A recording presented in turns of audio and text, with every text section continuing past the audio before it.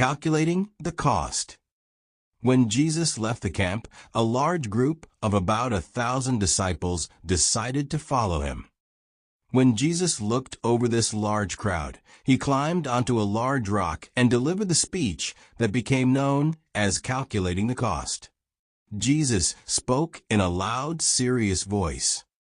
"You who wish to follow me from now on must be willing to pay the price of sincere dedication to doing the will of my heavenly Father. If you want to be my disciples, you must be willing to leave your father, mother, wife, children, brothers, and sisters. Anyone who wants to be my disciple must be willing to even give up their life. Just as the Son of Man is now about to sacrifice his life in fulfilling his mission to do the will of the Father on earth. If you are not willing to pay the full price, then you cannot be my disciple. Before you proceed, each of you must sit down and calculate what it will cost to be my disciple. Who among you would begin building a watchtower on your land without first calculating the cost and seeing if you have enough money to complete the tower? If you fail to calculate the cost, you might find, after laying the foundation, that you are unable to finish what you started, and your neighbors will mock you and say, 'Look, this man began to build but was not able to finish.'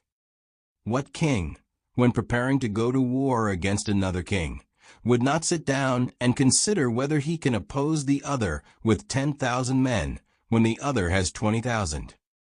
If the king cannot afford to march against his enemy because his army is not strong enough, he will send a delegation to the opposing king to negotiate peace terms, preferably before the enemy comes too close. In the same way, each of you must sit down and consider what it will cost to be my disciple.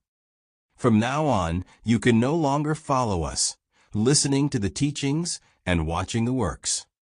You will be asked to face bitter persecution and, despite disappointment, testify to the gospel.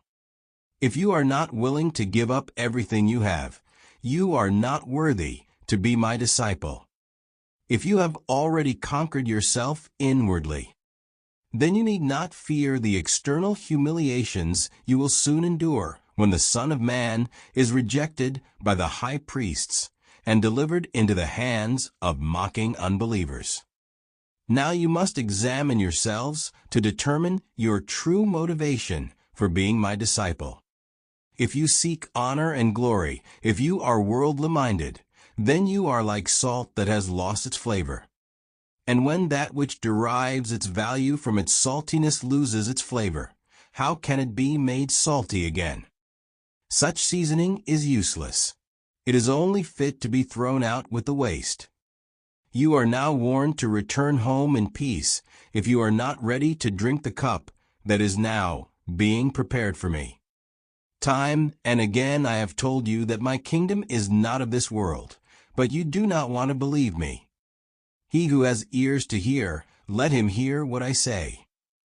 After this serious speech, Jesus joined his apostles, and they continued their journey. About 500 followed him. These followers thought long about his words, but many of them still held on to their belief that Jesus would soon claim the crown of David.